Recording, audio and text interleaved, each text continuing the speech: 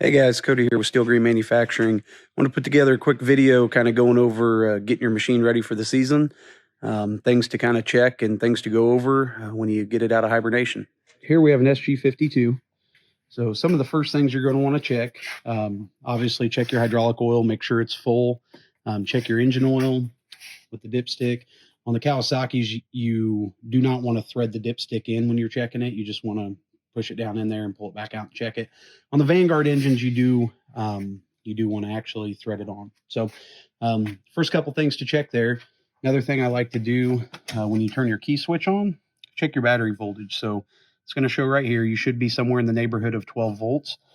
One thing you can do also is to make sure all your valves are shut and everything. You can go ahead and kick your pump on and watch your voltage without the engine running.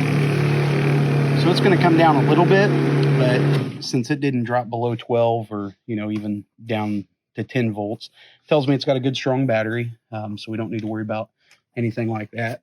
So one of the first things I like to do is make sure I have some water in the tanks, in both tanks.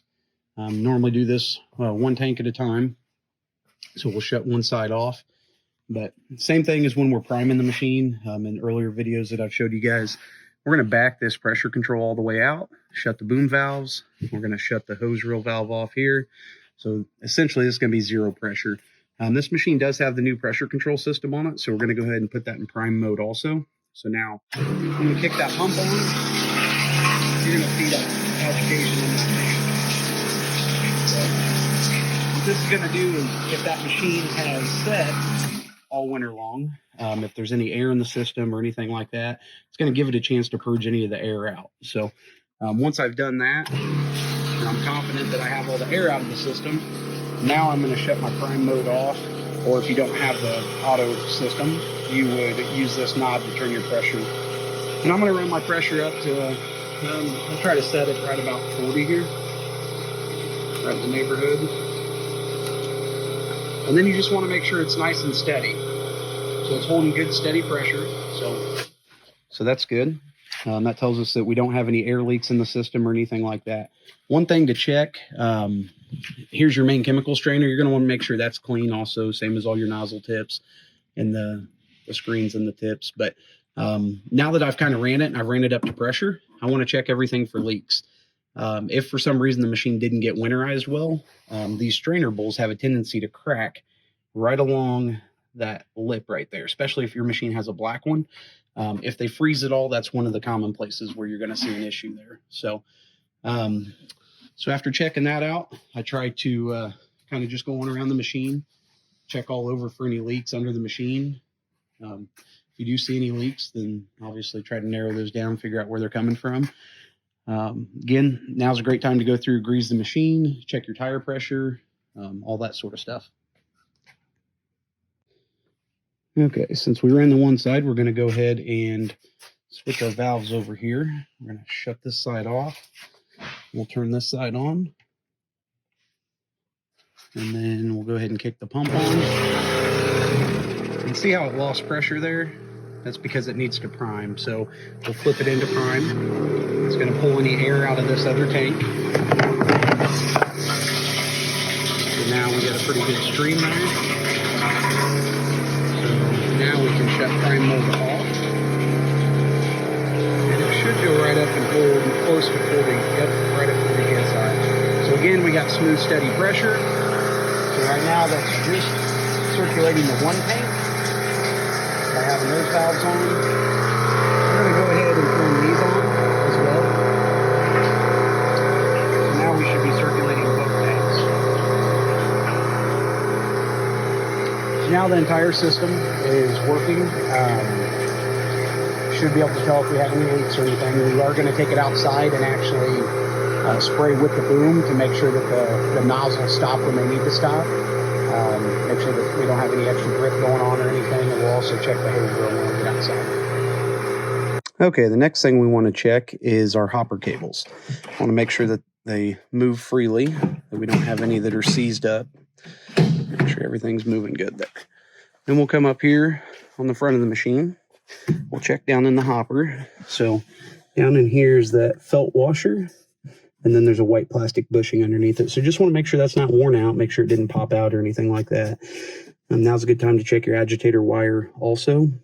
This will kind of wear down as you've used the machine, so now's a great time to get that replaced also. Out here on the front of the machine, we're going to check the spinner, the diffuser plate, your white dial knob. Just kind of make sure all this stuff's in good shape, that nothing's broken. If your spinner's worn down, now's a good time to go ahead and put a new spinner on it. All right, guys, now that we've went over the basic maintenance of the machine, we got it outside here. Now we're going to check these nozzle tips. So we're just going to pop one of these off. It's a quarter turn. There's going to be a screen inside there. Going to make sure that's clean. There's no debris in there. We're going to go through and check them all and then put them back in there. So this machine just has water in it. So we're going to go ahead and turn the key switch on. If you're going to be running the pump a lot, it is a good idea to go ahead and start it. That way it keeps the battery charged up. But we're going to go ahead and turn the key on, and we're going to kick our pump on. We're going to make sure it comes up to pressure where we had it set at. So we got good pressure there. Now I'm going to go ahead and kick on these spray booms. So right there, you can see we got good even coverage. So it looks like all of our nozzles are spraying nice and even. So the next thing I'm going to check, I'm going to shut them all off. As I shut them off, I'm watching for that drip. So you can see how that last one dripped a good little bit. So I'm going to spray and then shut it off. So that's kind of common. I mean, it should stop relatively quick like that. But I'm going to check each section. There are check valves. Those screens that are in there, they have a check valve as well as this cap right here. There's a rubber diaphragm and a spring in there. So the last one we're going to check is going to be the other side.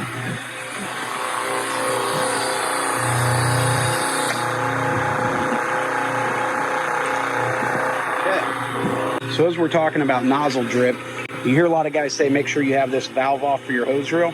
Just want to show you guys real quick what that does. So with our boom on and we're spraying, if you happen to leave this valve on, and then when you go to shut your boom lever off, it's going to tend to drip a lot longer. So make sure anytime you're spraying, you want to make sure you have this valve shut off. Okay, so now that we have checked the machine out, made sure we don't have any leaks, all the spray system seems to be working good, we don't have any nozzles that are messed up or spraying funny, I'm going to go ahead, again, I just have water in the machine, so I'm going to go ahead and run it. We're going to spray with it and kind of look at the pattern on the concrete.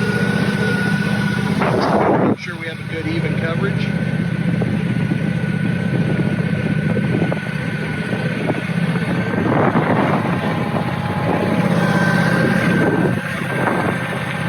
Everything seems to look pretty good. So there you have it, guys. A few basic steps to go through to get your machine ready for the season.